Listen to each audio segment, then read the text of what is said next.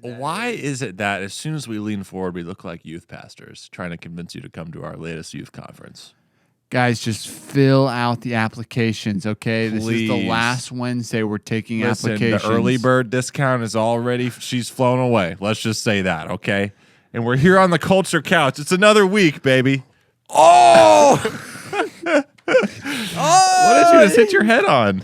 This little secondary mic. Yow! Daggone. Doggone. Man, it's just so comfy here in our new studio. Same year, same couch. Huh? Yep, same couch. This one might come out in the new year, though. It's really good to be back here with you. It's been a while since we've sat down with one another. Just really like broke down the barriers between you and When I. was the last time we talked? And No, I mean really talked. Yeah, like, how are you?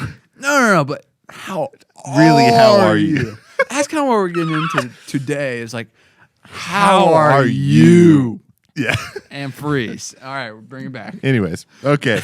Well, we've talked a good bit about leadership on this program. And we've talked a lot about servant leadership. And transparently, we take a lot of our leaders through this little program. I like to say program. Really, it's all about programs. We take them through this experience, this leadership experience. Really, it's just a keynote presentation about the double-edged sword of leadership. You've got servant leadership, which we've talked about ad nauseum. In excess. It's well documented on this program. Dang, you got to keep it together. Okay. Extremely well documented. All right. Well, and then the other side of that sword is authority. And A little spicier. you know, That's and a little it's spicier. I think maybe where that comes from is depending on what your personality is, you might lean as a leader more towards being a servant leader, just kind of doing everything for everyone and, you know, supporting people and that's all great as part of servant leadership. Mm-hmm. Doing everything for everyone is not part of servant leadership. That was hyperbolic in nature. Thank you for clarifying. Or depending on your personality, you might lean more towards. Dude, I can't keep it together right now. Or no, I get you. What you're saying is that there's just people have a kind of a natural bent towards different leadership styles, and when it comes to what we're trying to accomplish at Valor is combining the pillars of servant leadership and authority in leadership together. Yeah. Because nobody will admit this to your face. No, I'm just kidding. People want to be led. You know, they want a strong leader who has a plan, is looking out for the team, and is making the hard decisions when it comes time to make those decisions. Yeah. Right. And we only use our authority for the betterment of the team. It's all unto that. And that's the big mind shift that we've talked about ad nauseum, is that as the individual, you're most concerned with your personal performance. That's what you're at least accountable to from your leaders. When you're a leader, you are responsible for the health and the performance of the team. Mm-hmm. So your perspective shifts, your goals shift, and with that just comes new dynamics, new responsibilities. Yeah. And there are people that maybe attach themselves to taking advantage of that leadership position and boosting themselves. But when it comes to true, honorable authority, it is always, like you're saying, for the betterment of the team. Right. Because leadership it's power and it's a gift. Yes. It's something that is given to you. And we've talked about this before too, of, you know, leaders in organizations need to be recognized and empowered, especially by us. Existing leaders. Yeah. Any leaders need to be recognized by us. What do you mean? I was just kidding. Oh, okay. Nice. It was a joke because sometimes we're open to joking. Humor is actually a really useful tool in the workplace. It kind of lightens Most people don't up. understand that. Let's just all take a deep Culture couch. and we're back. So we're talking about the gift of leadership. That's right. And specifically in authority. And we've talked about this book a good bit on our Coffee Sometimes podcast, and we maybe even talked about it on this program. Heck, on and off camera. Yeah, on and off camera, it's been talked about. It's been well documented, our love for the book Setting the Table by Danny Meyer. And he's talking about leadership, what makes a good leader, and he gives this analogy of how to use fire. fuego in leadership. We're talking fuego, gang. Yeah. And so there's kind of 6 different uses of fire that one leader would use. And for example, one of them is using fire as a torch, which one of the roles of a leader is to use the torch to lead the team towards a better tomorrow. Or I think about maybe when a situation or circumstance is not going as planned or the wheels are falling off, the leader has the ability to detach themselves from the emotion of that circumstance, get a larger view, a grander perspective, and say, all right, guys, this is the way forward, using that torch. Yeah, and getting super practical. Well, I'll back up just a second. So what we're talking about is that when you step into leadership, you're given responsibility and authority. And that analogy is that you're like given fire. And fire is raw power in a sense. But you can harness it in different ways to better your team. So we're talking about different ways you use your authority to better your team. Yeah. So you talked about the torch. Another one I think is really cool is this idea of like using fire for like a little campfire, like a little huddle. And we try to make these different touch points at Valor for like what comes to mind for me is like a post-shift debrief.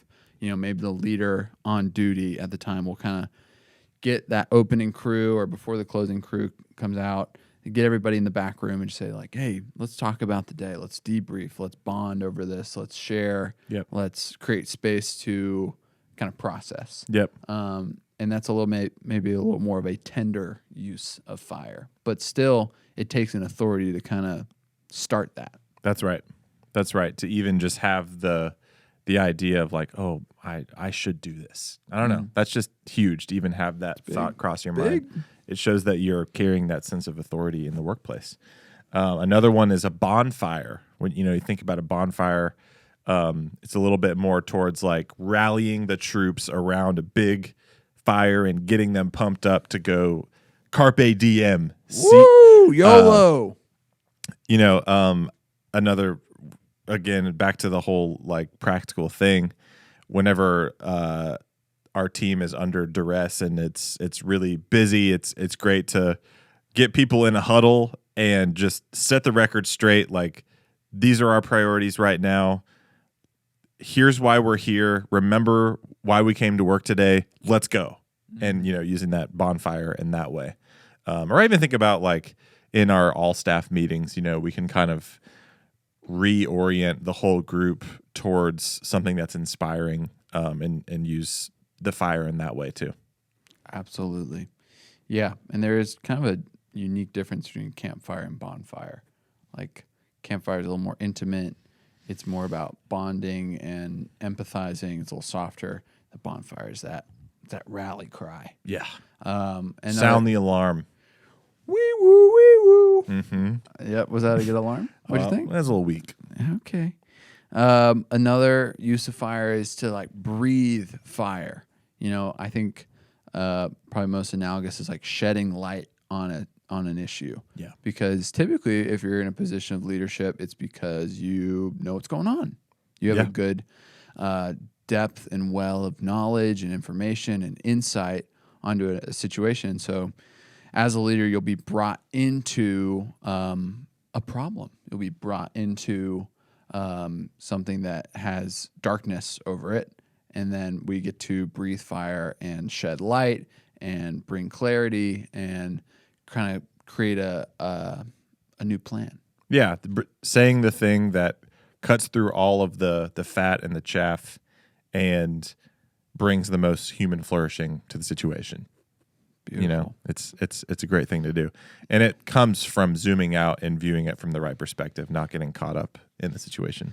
Yeah, and that kind of even connects to on the floor at the cafe, we have the role of point, and that kind of connects because we call him point because when you're in a situation and you don't know what's going on, you know who to point to. You know who to get. Yeah. There's a leader there that's gonna have some insight to share and create a plan. Yeah. Another way to use fire, all these examples so far have been kind of outward facing. This one's inward. It's fire in your belly. which is fueling and refueling your passion. We've just seen this over and over again where if you want your team to be passionate about something and to emphasize something and to care about something, then you have to set that standard. And it's the whole notion of things are better caught than taught. If I'm just passionate about coffee, if I'm passionate about hospitality and taking care of people and all these things that our company wants to be ultimately known for, then I myself have to carry that fire in my belly that keeps me headed towards that goal. And that speaks a lot louder than just talking about how to do that all the time and telling other people to do it. For sure. Yeah. And that is an interesting part of, I'd say a really core part of leadership is so much of it is external and so much of it is giving and sharing, but you have to have something in yourself to keep you going. No doubt. And lastly, this one it's a great use of fire is protection, because you're responsible for your team. You're looking out for your team. And so you have this gift of power to kind of ward off or put out, whether that's dishonesty or someone who's kind of an outsider coming in, whether that's just in our scenario, maybe a guest who's gone rogue, making someone uncomfortable, and you're the person that's got to step in. Yep. And that's a very, hopefully minimal amount of usage there, but it needs to be potent and present when it's there. And that is something that we're responsible for. Yeah, really all this comes down to just being able to step out, looking at it from above, looking at the whole team from above in a given day and just be like, what does my team need right now? And how can I offer that? And that is servant leadership as well. I don't think it's like a balance of authority and servant leadership. I think it's just both working in tandem. The culmination. That's right. Beautiful.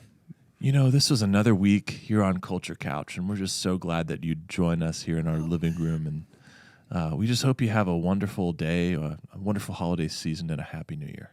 Happy New Year. Seriously.